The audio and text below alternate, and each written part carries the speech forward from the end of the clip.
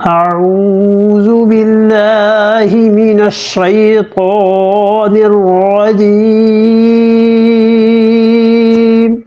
بسم الله الرحمن الرحيم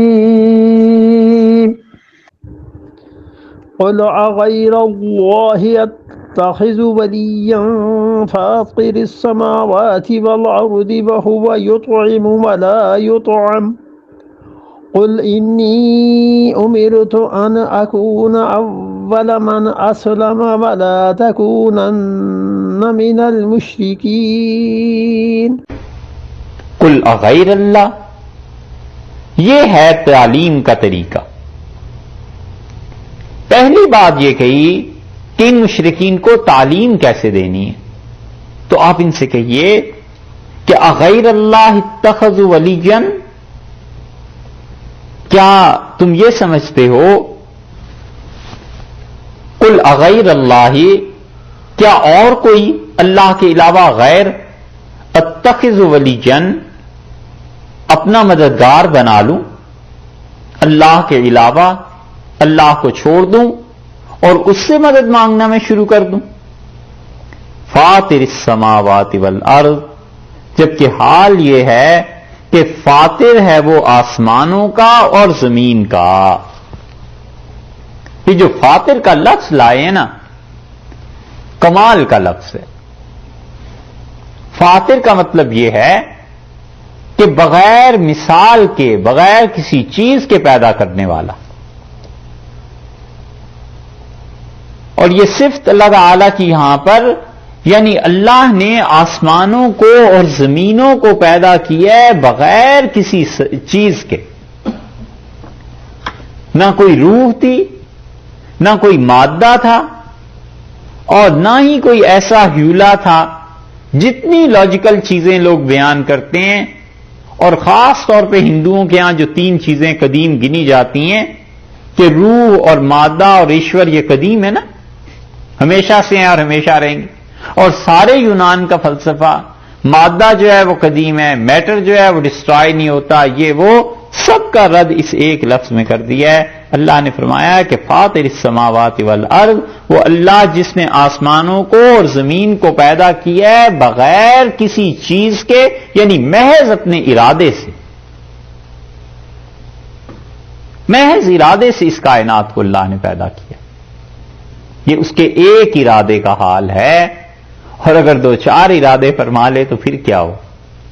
یہ اس ایک ارادے کا حال ہے کہ کروڑوں سال سے یہ زمین چل رہی ہے اور کیا کیا چیزیں ہیں اس میں۔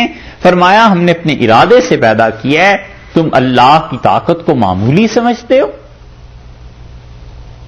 اسی لیے صحابہ کرام رضی اللہ عنہ کے ذہن میں ایسی باتیں آتی تھیں، سوالات پوچھتے تھے۔ انہوں نے کہا کہ اللہ کے رسول یہ بتائیے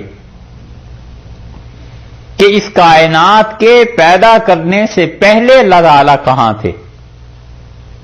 تو رسول اللہ صلی اللہ علیہ وسلم نے فرمایا بادلوں کے سائے میں،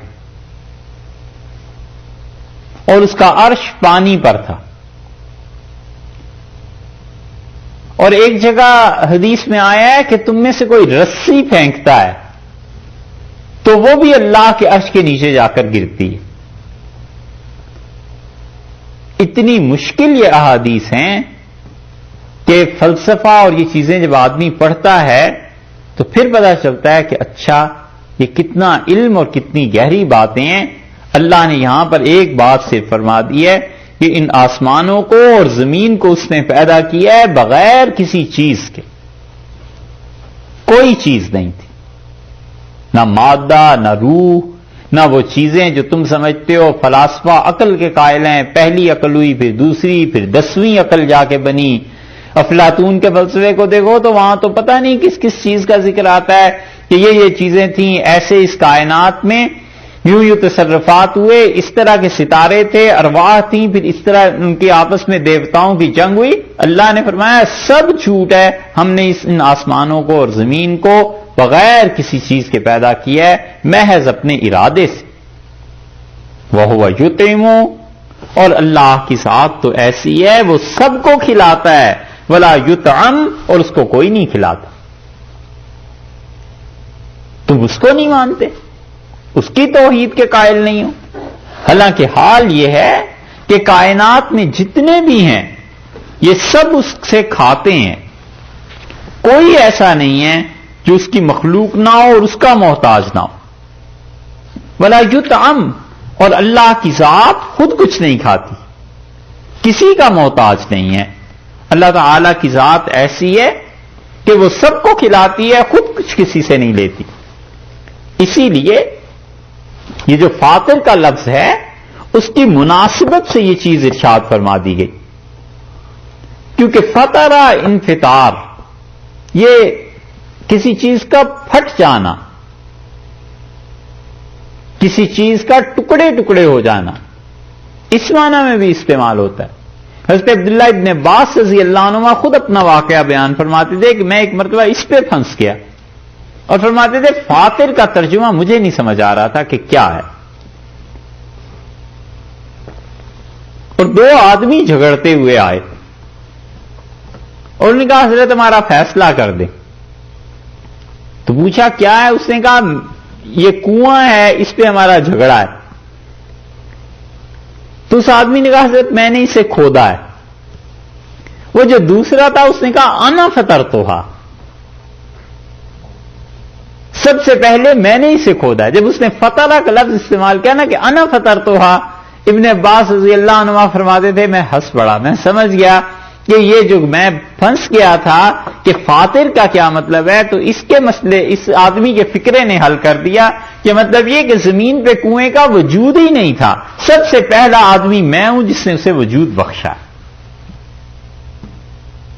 یہ ہے فاطر. اور فطور اسی سے بنا ہے، اس کے معنی خلل پیدا ہو جانا، شگاف کا پیدا ہو جانا. قرآن پاک میں آیا ہے نا کہ تم اپنی نگاہ اٹھا کے دیکھو ہل تری من فطور، تمہیں کوئی شگاف آسمانوں میں نظر آتا ہے؟ اور اسی لیے انسان کی فطرت، وہ اسی سے فطرت اللہ التی، کہ اللہ نے انسان کی فطرت میں جو چیز ڈال دی ہے، بالکل بچے کی تازہ اور بالکل نئی فطرت اس بچے کی، اس میں اللہ نے اپنے لیے ڈال دیا ہے کہ اللہ تعالیٰ اس کا پروردگار ہے، اس کا رب ہے، اور اللہ نے اسے سکھایا. روزے کو افطار اسی لیے کہتے ہیں کہ اس میں انسان ایک طویل وقفے کے بعد پہلی کوئی چیز کھا رہا ہوتا ہے، تو ابتدا ہو گئی نا. تو اس لیے یہاں پر فرمایا بنیادی طور پر کسی چیز کو چیرنا، پھاڑ دینا. اللہ نے فرمایا آسمانوں کو اور زمینوں کو پیدا کرنے والا سب سے پہلے اسی نے اس کائنات کو پیدا کیا ہے، اللہ ہی کی ذات ہے، اور کسی چیز سے پیدا نہیں کیا، محض اپنے ارادے سے. اور اس ذات کو دیکھو وہ ہر ایک کو کھلاتا ہے. ولا یطعم، اور اللہ کی ذات خود کچھ نہیں کھاتی، کسی سے کچھ نہیں لیتا. تم اس کے باوجود اسے نہیں مانتے. قل انی امرت، آپ کہیے پھر مجھے تو اللہ نے حکم دیا ہے. یہ ہے وہ دلیل وحی کی جو تین قسم کے دلائل پڑے تھے نا، کہ کچھ عقلی ہوتے ہیں اور کچھ نقلی ہوتے ہیں اور کچھ وحی کی دلیل ہوتی ہے. اور وحی کی جو دلیل ہوتی ہے اس میں اس کو مزید سپورٹ کے لیے کسی دلیل کی ضرورت نہیں ہوتی، بلکہ اس میں تو یہ ہوتا ہے کہ اللہ نے بس وحی کی. قل انی امرت، آپ کہہ دیجئے کہ مجھے یہ حکم دیا گیا ہے، حکم ہوا ہے کہ ان اکونا، سب سے پہلے اول من اسلم، حکم اس کا مانوں. ولا تکونن من المشرکین، اور کبھی بھی آپ ان لوگوں میں سے نہ ہوں جو شرک کرنے والے. رسول اللہ صلی اللہ علیہ وسلم سے فرمایا گیا ہے کہ آپ انہیں کہہ دیجئے کہ میں سب سے پہلے اللہ کو ماننے والا ہوں. سب سے پہلے کا کیا مطلب؟ یعنی ان عربوں کے ملک میں سب سے پہلا آدمی ہوں جس نے اتنے عرصے کے بعد خدا کی توحید کی دعوت دی. یا مراد یہ ہے کہ اس ملک میں نہیں بلکہ اس قوم میں سب سے پہلا آدمی ہوں جس نے خدا کی توحید کی طرف لوگوں کو بلایا. یا یہ کہ اس زمانے میں سب سے پہلا آدمی، کچھ بھی مراد لی جا سکتی ہے. مفسرین سب کہتے ہیں کہ وہ کہتے ہیں کوئی بھی مراد لے لی جائے تو آپ یہ کہہ دیجئے کہ میں سب سے پہلا آدمی ہوں جو اللہ کا حکم مانوں، مجھے یہ حکم ہوا ہے. اور ولا تکونن من المشرکین. وہ اس واو کے بعد لا سے پہلے ایک اور چیز مانتے ہیں مفسرین کہتے ہیں، اور اس میں یہ بھی ہے کہ وقیل علی، اور یہ مجھ سے کہا گیا ہے کہ لا تکونن من المشرکین، اور اے نبی صلی اللہ علیہ وسلم آپ ہرگز ان لوگوں میں سے نہیں ہوں گے جو شرک کرنے والے. یہ ہے دلیل اس بات کی کہ انبیاء علیہ الصلوۃ والسلام شریعت ان سے بھی ساقط نہیں ہوتی، شریعت کی حدود وہ بھی نہیں توڑ سکتے. اس لیے جن لوگوں نے یہ قصے بنائے ہوئے ہیں نا کہ فلاں بزرگ پہ نماز معاف ہو گئی اور فلاں کے ساتھ ایسے ہو گیا اور فلاں کے ساتھ ایسے ہو گیا، یہ رسول اللہ صلی اللہ علیہ وسلم ہیں. اللہ نے فرمایا ولا تکونن من المشرکین، اور آپ ہرگز ان لوگوں میں سے نہیں ہوں گے جو اللہ کے ساتھ شرک کرنے والے ہیں. کسی کو خدا کی عبادت، عقیدہ، توحید یہ چیزیں معاف نہیں ہیں. اللہ کا قرب اعمال اختیاری کے ساتھ ہوتا ہے. جب رسول اللہ صلی اللہ علیہ وسلم کو معافی نہیں ہوئی تو اور کسی کا کیا مقام اور کیا ٹھکانہ. اور دلائل اللہ نے اپنی توحید کے دیے اور یہ بتا دیا کہ وہ کھاتا نہیں ہے بلکہ کھلاتا ہے. اور جتنے مشرکین ہیں، جتنے شرک کرتے ہیں، جس کی عبادت کرتے ہیں، ان میں آپ دیکھیے گا بنیادی طور پر ایک تصور یہ ہے کہ یہ معبود کھاتے ہیں ہم سے. کوئی دودھ پیش کر رہا ہے، کوئی چاول چڑھا رہا ہے، کوئی بکریاں دے رہا ہے، کوئی کچھ کر رہا ہے، کوئی کچھ کر رہا ہے. وہ بنیاد کیا ہے کہ یہ کھاتے ہیں. اور اسی طرح برہمن کھاتے ہیں، یہ چیز ہے نا.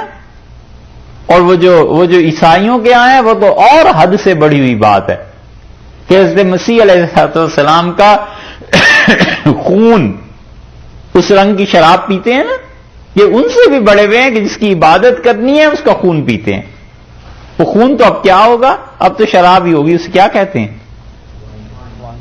نہیں، اس تقریب کو کیا کہتے ہیں؟